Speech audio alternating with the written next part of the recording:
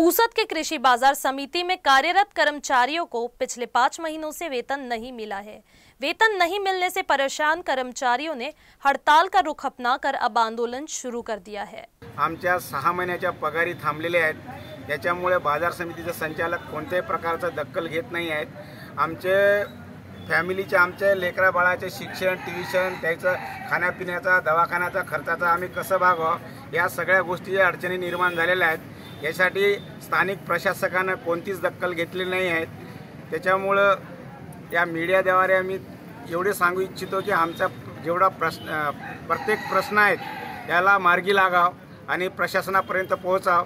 आमचा एक जो कर्मचारी आहे संजय संभाजी हमंद त्याच्या पत्नीला कोणताच प्रकारचा बेनिफिट मिळालेला नाही, कोणताच पैसा मिळालेला नाही, याच्या सुद्धा मार्गी लागाव।